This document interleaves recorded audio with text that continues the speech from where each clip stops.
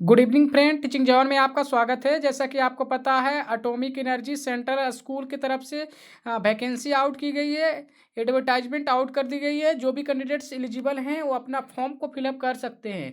इसमें जो वैकेंसी की हम बात करें तो पीजीटी, टीजीटी और पीआरटी के लिए वैकेंसी आउट की गई है। जैसे पीजीटी में आपका टीजीटी भी है, आप पीआरटी भी है। इसमें पीजीटी की आपका जो पे किया जाएगा 35,750 रुपये पे किया जाएगा। आपका टीजीटी के लिए 34,125 रुपये पर मंथ पे किया जाएगा और पीआरटी के लिए 27,625 रुपया पर मंथ पे किया जाएगा। आपका एज लिमिट रखा गया है 1/4/2026 तक आपका एज है, जो 18 से 65 ईयर तक होना चाहिए। इसमें हम एजुकेशनल की बात कर लें तो आप इसमें क्या रखा गया है, इसमें मास्टर डिग्री होना चाहिए। पीजीटी के लिए आपको मास्टर डिग्री होना चाहिए, उसमें एटलीस्ट 50% मार्क्स होना चाहिए। उसके बाद आपका जो कंसर्न सब्जेक्ट से ग्रेजुएशन होना चाहिए आपके पास। उसके बाद आपके पास जो भी है बीएड होना चाहिए आपके पास। इसके बाद आपका जो इसमें क्या क्या होगा, किस किस सब्जेक्ट के लिए होगा, तो पीजीटी इंग्लिश के लिए, पीजीटी हिंदी के लिए, पीजीटी मराठी के लिए, पीजीटी फिजिक्स के लिए, पीजीटी केमिस्ट्री के लिए, पीजीटी बायोलॉजी के लिए, पीजीटी मैथमेटिक्स कॉमर्स के लिए और यहाँ कंप्यूटर साइंस के लिए और फिर पीजीटी इलेक्ट्रॉनिक्स के लिए निकाला गया है। इसी तरह से आपका जो और भी है, इसमें पीजीटी इकोनॉमिक्स के लिए भी निकाला गया है वैकेंसी। अगर हम पीजीटी कंप्यूटर साइंस की बात कर लें तो इसमें एमएससी कंप्यूटर साइंस या एमसीए कंप्यूटर साइंस होना चाहिए, एमई एमटेक होना चाहिए कंप्यूटर साइंस में। अगर पीजीटी इलेक्ट्रॉनिक्स की बात करें तो एमएससी इलेक्ट्रॉनिक्स होना चाहिए आपके पास। और पीजीटी इकोनॉमिक्स में पोस्ट ग्रेजुएशन इन इकोनॉमिक्स होना चाहिए। पीजीटी कॉमर्स में आपका पोस्ट ग्रेजुएशन इन कॉमर्स या एमकॉम होना चाहिए आपके पास। उसके बाद आप मैथमेटिक्स में पीजीटी मैथमेटिक्स होना चाहिए, पीजीटी बायोलॉजी होना चाहिए, मतलब पीजी आपके पास डिग्री होना चाहिए और साथ में बीएड आपके पास होना चाहिए, तो आप एलिजिबल होंगे। साथ के साथ आपके पास बीएड होना चाहिए, not equivalent to the MSc BEd, इतना इतना। उसके बाद आपको बीएड में आपका अप्लाई करने के लिए आपके पास 60% मार्क्स होना चाहिए, ये साइंस वाले के लिए है। अदरवाइज आपके पास ह्यूमैनिटीज या कॉमर्स सब्जेक्ट से हैं तो आपका 55% मार्क्स होना चाहिए। अगर हम एजुकेशनल क्वालिफिकेशन टीजीटी की बात करें तो आपके पास क्या है, टीजीटी में आपके पास देखिए क्या है कि आपके पास 3 ईयर बैचलर डिग्री होना चाहिए आपके पास। साथ में BSc regional office regional college of NCERT से अप्रूव्ड होना चाहिए। जैसे टीजीटी इंग्लिश में आपका ग्रेजुएशन में इंग्लिश होना चाहिए या फिर इलेक्टिव सब्जेक्ट इंग्लिश होना चाहिए। टीजीटी सोशल साइंस और TGT Hindi Sanskrit Marathi, TGT math physics या फिर टीजीटी केमिस्ट्री का है, ये एलिजिबिलिटी है कंप्यूटर साइंस के लिए ये रखा गया है। अब उसके बाद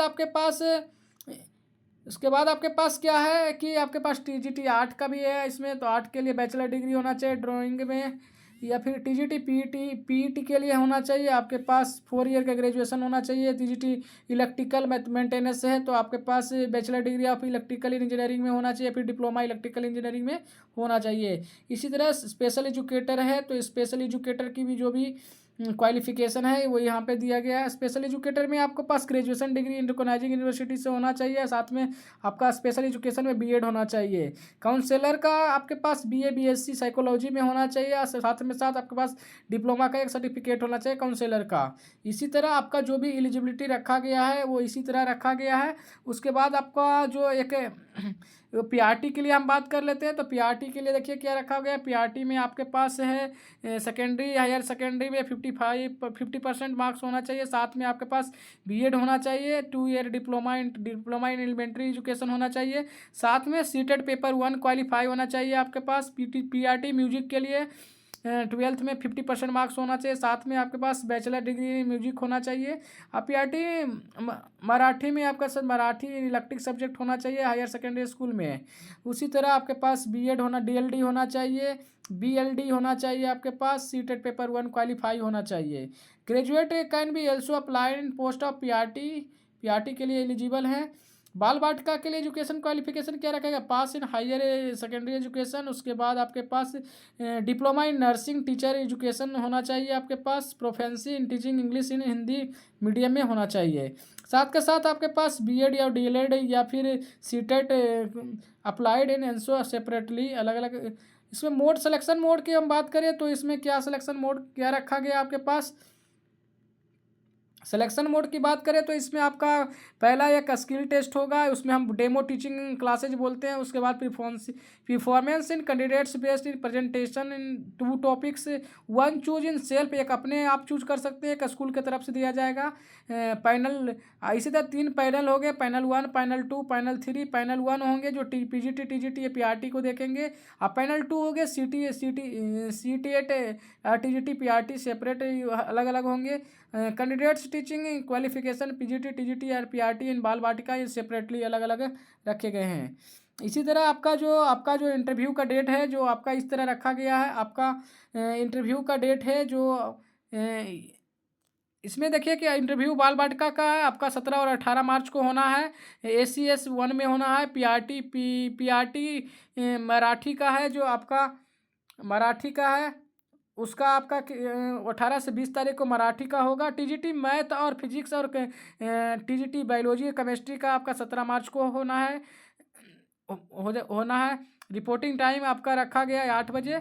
उसके बाद टीजीटी के लिए अगर हम बात करें, पीजीटी मैथ के लिए निकला गया है, फिजिक्स के लिए है, बायोलॉजी और केमिस्ट्री का जो है 20 मार्च को होना है, इंटरव्यू होगा। उसके बाद पहले स्किल टेस्ट होगा, फिर आपका प्रैक्टिकल क्लास ऑब्जर्वेशन होगा।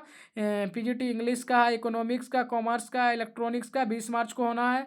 और उसके बाद टीजीटी हिंदी संस्कृत, ये पीजीटी हिंदी 16 मार्च को होना है।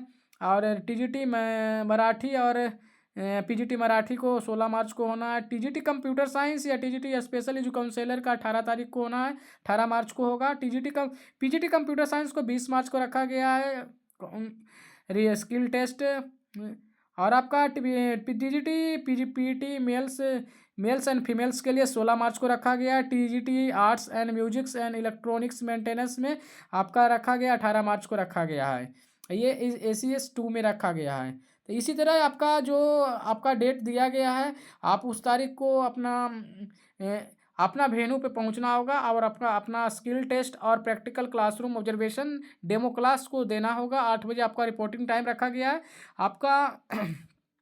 इसके बाद आपको जो ये फॉर्म है आपको फिलअप कर लेना है। आपको जो पोस्ट के लिए आप एलिजिबल हैं उस पोस्ट के लिए आपको इस फॉर्म को फिलअप करना होगा।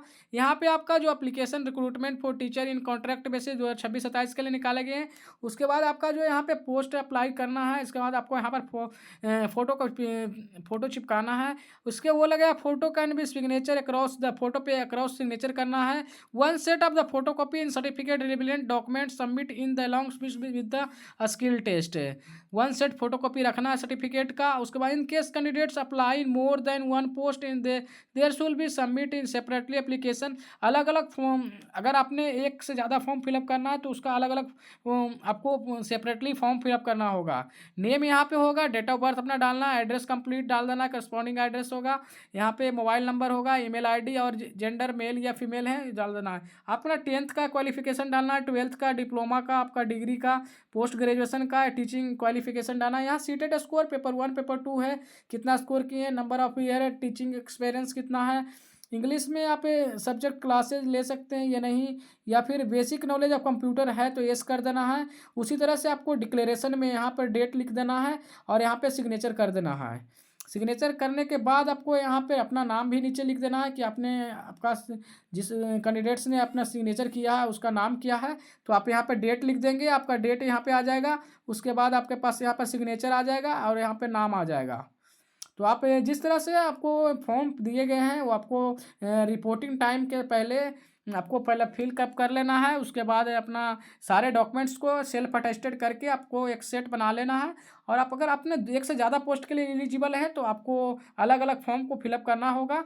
तो इसी तरह से अपना फॉर्म को फिलअप कर लीजिएगा। उसके बाद अपना जो इंटरव्यू डेट रखा गया है और उस डेट पे आप अपना वेन्यू पे पहुंच जाइएगा।